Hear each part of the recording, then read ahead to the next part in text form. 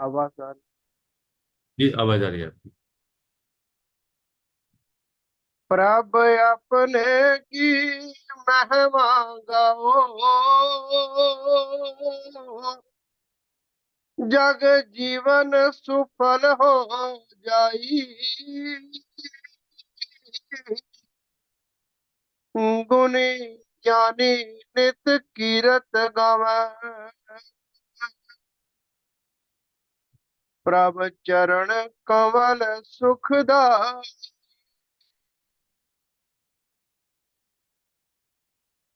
प्रभ अपने की महिमा गाओ, जग जीवन सुफल हो जाई।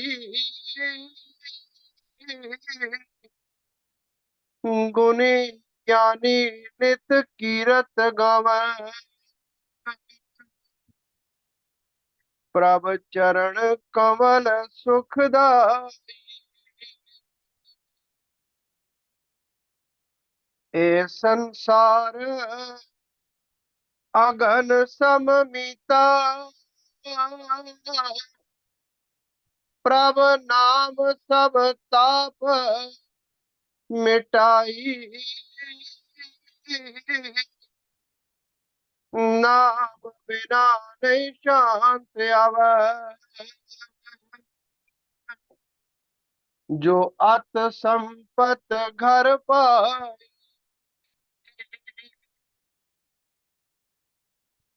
सिमर सिमर तू सरजनहारा, पल पल करो तिस वड्याई। बारंबार न मानुष चोला, साजन जग में पाई। प्रभ बिन कोई सखा न संगी, जो चित शांत दिखाई। आदि अंत सखी प्रभ एको, सुन साध बचन अधिकाई। दुख में आवे दुख में जावे, दुख में रहना समाई। साचा सुख हर जन ने जाना, प्रभ चरण कमल चित ध्याई। जिन प्रेम कियो तिन हर रस पायो, आवागमन का भरम मिटाई। रस रस रसयो प्रभ के चरने, छिन छिन सेवक कमाई। पूरन भाग कोई गुरमुख जागे, रैन दिवस लेवलाई। मंगत निर्मल गत को पावै, प्रभ चरण भयो शरणाई। पूरन भाग कोई गुरमुख जागे, रैन दिवस लेवलाई। मंगत निर्मल गत को पावै, प्रभ चरण भयो शरणाई।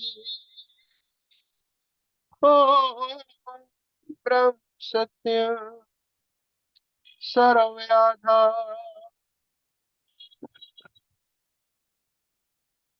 महाराज जी की जीवन गाथा से एक प्रसंग है। भगत जी ने काशी फल की सब्जी बनाई। जब तैयार हो गई, एक प्लेट में थोड़ी सी डालकर श्री महाराज जी की सेवा में ले गए। श्री महाराज जी उस समय लेटे हुए थे। जाकर नमस्कार करके आहिस्ता से उसे सेवा में रखा। महाराज जी उठ बैठे। क्या लाया है? महाराज जी, काशी फल की सब्जी है। भगत जी ने अर्ज की। फरमाने लगे, अंदर तो किसी चीज की हाजत नहीं है, यानी इच्छा नहीं है। अंदर तो किसी चीज की हाजत नहीं है, तेरे प्रेम करके ले लेते हैं। गो अंदर जाकर ये विकार ही करेगी, यानी शरीर के अंदर जाकर ये नुकसान ही करेगी, और अंदर कोई इच्छा भी नहीं है, पर तेरे प्रेम करके स्वीकार कर लेते हैं। 2-3 चम्मच महाराज जी ने लेकर रख दी। फरमाने लगे, सड़ने जोगियां मिर्चा ज्यादा ना पाया कर, अपने जैसा मैदा ना समझ। नमक मिर्च अंदर जाकर खाली कलेजे में लगती है। यानी हम लोग तो बहुत सा सामान खाते रहते हैं, तो नमक मिर्च का इतना पता नहीं चलता, पर जिस शरीर में कुछ गया ही ना हो सिवाय एक चाय के लोटे के, तो महाराज फरमाने लगे, नमक मिर्च अंदर जाकर खाली कलेजे लगती है, तू उसके बगैर रह नहीं सकता। इधर जो चीज लानी हो मिर्च के बगैर लाया कर। 2-4 चमचे जरूर समझी विचार कर लिया करेंगे, ये भी तेरे वास्ते है। इस वास्ते लेते हैं, देखा जाता है कि तुम किस कदर मिर्च मसाला तड़का लगाते हो। इस गार में 2-4 चमचे साग पात के नवाले डाले ना डाले एक बराबर है। महाराज अपने बारे में फरमान कर रहे हैं कि 2-4 पत्ते साग के अंदर चले गए, गए ना गए, कोई विशेष अंतर नहीं पड़ता। तुम प्रेमी बाजियों के साथ चावल रोटी शामिल कर लेते हो, इस वास्ते तुम्हारा तो हिसाब किताब पूरा हो जाता है। प्रकृति का जो स्वभाव पड़ चुका है उसे बदलना बेहद मुश्किल है, मगर तुम्हारे लिए इसका बदलना जरूरी है। फिर महाराज फरमाने लगे, इतने में ही रो तब भी बड़ी बात है। जब किसी रस भोग यानी किसी चीज को लेने का स्वभाव पक्का हो जाता है, तब उसका विकार नहीं आता, ना महसूस होता है, ना पता लगता है गर्म है ठंडी है तेज है। अब तुझे क्या कहा जाए?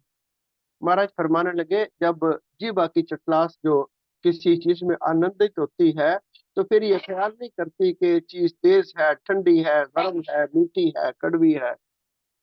फिर महाराज फरमाने लगे, तुझे क्या कहा जाए?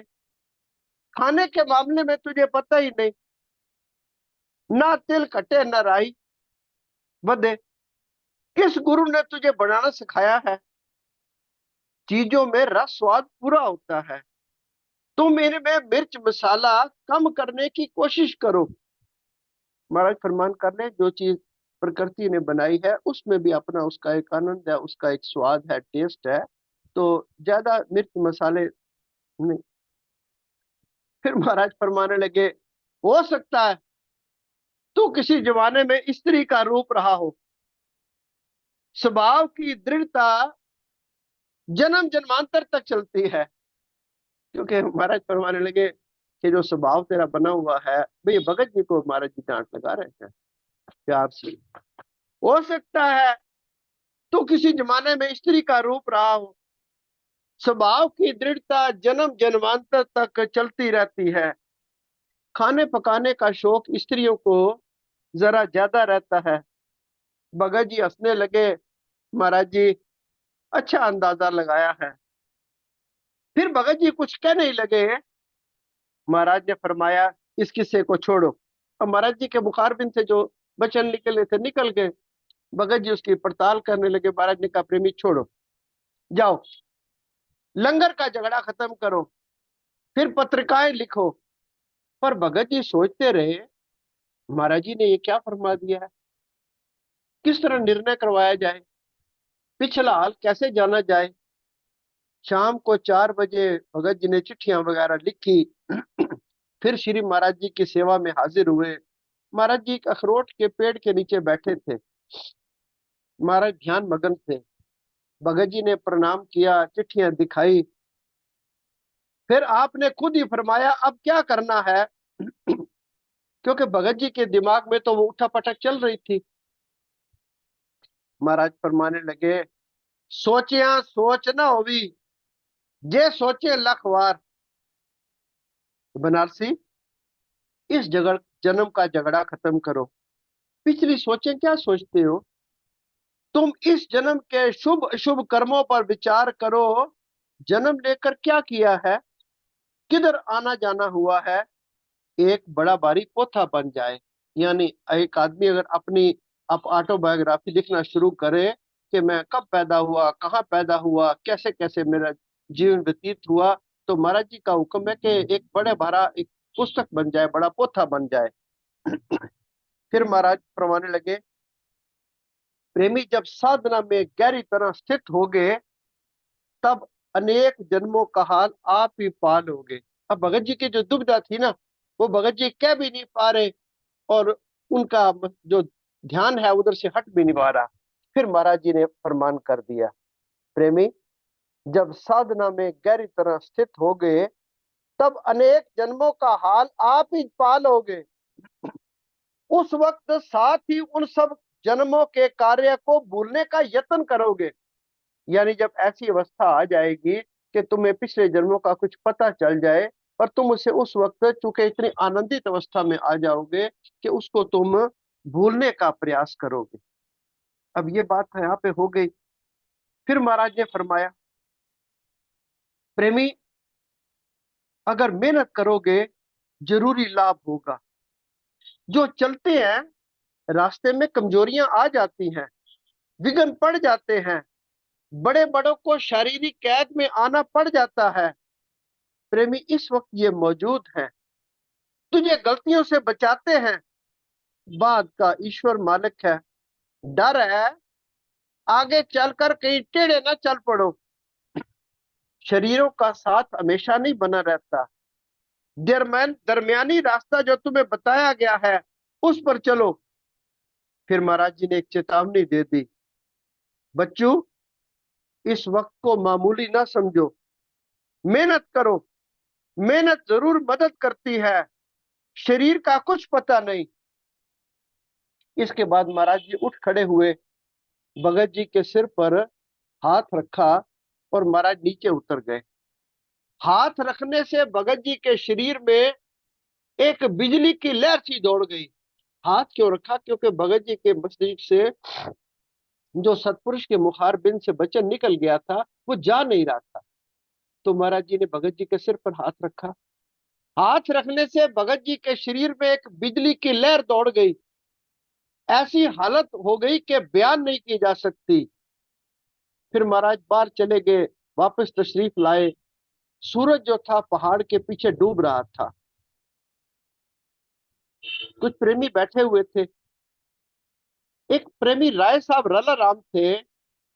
उन्होंने महाराज जी के चरणों में एक प्रश्न किया कि महाराज जी सत अनुराग कैसे पैदा हो।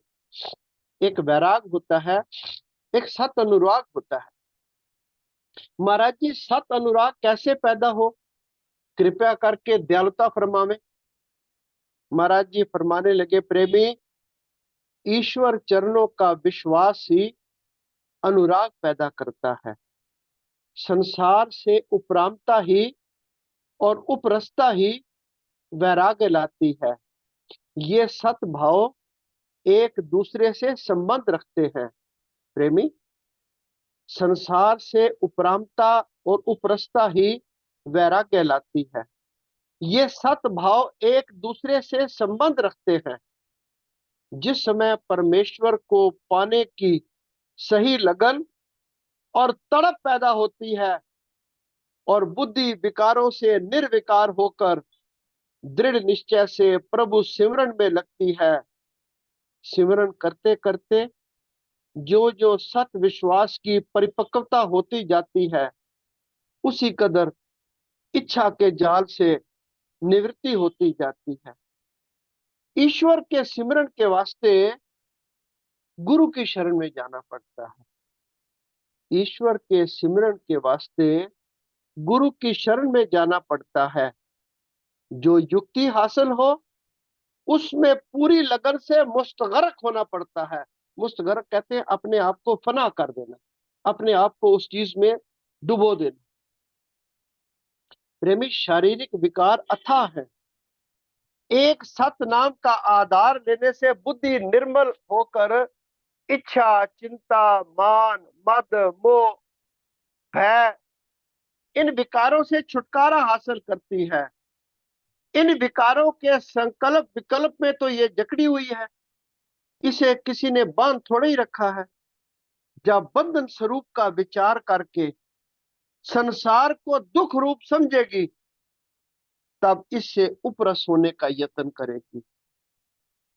जब तक सत विचार में जजब नहीं होती, ये संसार की लीला को सुख रूप मानकर मोह माया में फैलती रहती है। इसे इस झगड़े से निकलने का विचार ही नहीं पैदा होता।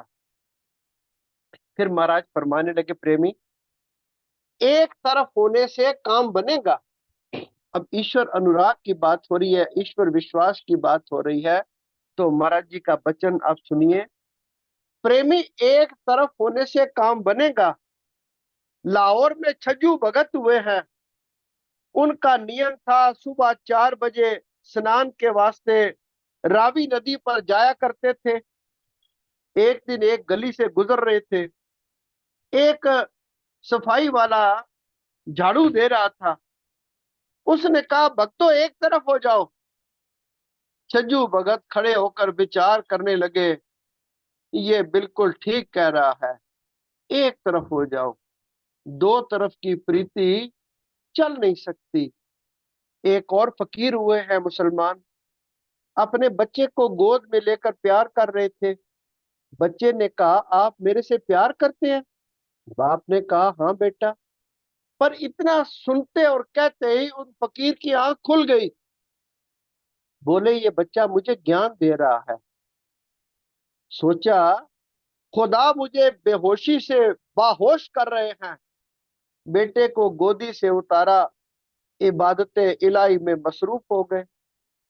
प्रेमी, ये जीव चाहता है संसार के सुख भी मिले, पलंग भी ना छूटे, रब भी मिल जाए।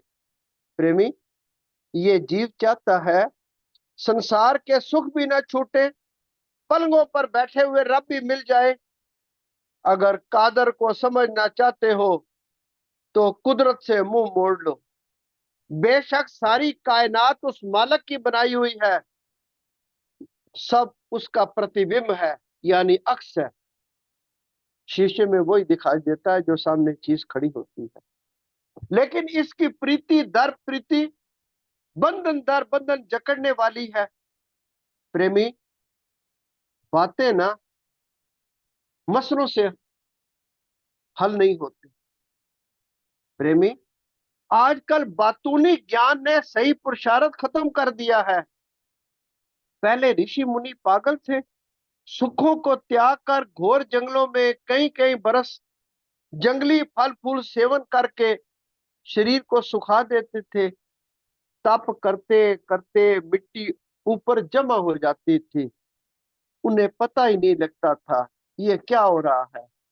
घोर तपस्या में उम्रें बीत जाती थी, तब कहीं जाकर रंग लगते थे। आजकल चूड़ामणि के 4 श्लोक याद कर लिए, और महाराज जी पिछला इतिहास भी हमारे पूर्वजों का बता रहे हैं, और जहां हम खड़े हैं वो भी महाराज जी फरमान कर रहे हैं। आजकल चूड़ामणि के 4 श्लोक याद कर लिए, 4 शंकराचार्य के याद कर लिए, अपने आप को ब्रह्मलोक में पहुंचा हुआ महसूस करने लगे। इस कथनी विवेक ने रहा साहस सदाचार भी नष्ट कर दिया है। रीसा जनक की करते हैं। जनक की मिसाल देनी आसान है, उस जैसा तप त्याग कोई करके तो दिखाए। उसके बाद फिर कोई जनक पैदा नहीं हुआ। सत विचारों की गहराई में जाना चाहिए। करने योग जो बात है उसे दृढ़ता से पकड़ो। अब एक वाक्य जिसके पीछे मैंने ये महाराज जी का सारा सतुपदेश पढ़ा, आप इसको श्रवण करें। ये महाराज जी के अपने मुखारबिंद से है। गुरु अमरदास जी हुए हैं, वो गुरु अंगद जी की सेवा में आए। उस समय उनकी उम्र 62 साल थी। गुरु अमरदास जी जब महाराज गुरु अंगद दास जी की सेवा में आए तो उनकी उम्र 62 साल थी। इस उम्र में लोग आश्रय ढूंढते हैं, मगर कितने जिगर वाले वो पुरुष थे। उस वृद्ध अवस्था में प्रातः काल उठकर नदी पर जाना, जाकर जल लाना, फिर आकर गुरु अंगद को स्नान करवाना। ब्यास नदी गुरु स्थान से 3 कोस के फासले पर थी। जाते दफा उल्टे पांव जाना, वापसी पर सीधे लौटना, ताकि किसी तरह गुरु की तरफ पीठ ना हो जाए। रसोई के वास्ते लकड़ी इकट्ठी करनी, सिर पर उठाकर लानी, लंगर के वास्ते बर्तन आप साफ करने। सारा दिन सेवा में गुजर जाता, रात भजन में गुजारते। रात 2 बजे उठकर पानी के वास्ते चले जाते। कितनी सेवा का भाव था। अब 3 कोस का अगर अंदाजा लगाए तो पुराने जो 4 मील होते थे उनका 1 कोस होता था। 3 कोस का मतलब 12 मील पुराने, आज के 15 किलोमीटर। 2 बजे रात उठकर पानी के वास्ते चले जाते। कितना सेवा का भाव था। एक रोज पो के महीने में रात को बड़ी सर्दी थी। जनवरी का महीने को पो का महीना कहते हैं। हम लोग अपने घर में भी अपने दरवाजों को रोशनदान को बंद कर लेते हैं। एक रोज पो के महीने में रात को बड़ी सर्दी थी, हवा भी खूब जोर की चल रही थी। अंधेरी रात में जब पानी लेने गए, पानी की गागर लेकर लौट रहे थे, रास्ते में एक जुलाई का कोठा पड़ता था। अंधेरी रात के कारण गड्ढे में सीधे गिर गए। भीतर से जुलाई से पूछा, ये आवाज कैसी आई है? महाराज गड्ढे में गिर गए तो अंदर से जुलाई सो रहे थे। जुलाई ने जुलाई से पूछा, ये आवाज कैसी आई है? जुला कहने लगा, इस अंधेरी रात में कौन निकलता है? अमरू ने थामा होगा, जिसका कोई था ठिकाना ही नहीं, उसे ही दिन रात चैन नहीं आता। उन्होंने अंदाजा लगाया जुलाई ने कि बाहर कौन होगा। अमरू ने थामा होगा, जिसका कोई था ठिकाना नहीं, उसे ही रात दिन चैन नहीं आता। ऐसा सुना, पर गुरु अमरदास जी आगे से बिल्कुल कुछ नहीं बोले। गागर उठाई, चल दिए। ऐसा प्रभु सिमरन और सेवा में लीन हो चुके थे। जाकर महाराज को स्नान करवाया। सुबह सत्संग की समाप्ति हुई। गुरु अंगद दास जी ने पूछा, अमरदास, रात को जुलाई ने क्या शब्द उच्चारण किए थे? अमरदास जी ने हाथ जोड़कर अर्ज की, महाराज आप अंतर्यामी हैं। उस समय की घटना गुरु अंगद जी ने खुद संगत के सामने रखी। फरमाया, अमरदास ने थामिया दी थां, ने माणिया दा मान, ने ओटियां दी ओट, ने करियांदा कर, फिर अपना अधिकारी जानकर आसन उनके हवाले कर दिया। प्रेमी फकीरों के इम्तिहान कई तरह के होते हैं। समय समाप्ति पर है। पढ़ने में कोई गलती हो गई हो, माफी चाहूंगा। ओ ब्रह्म सत्य सर्व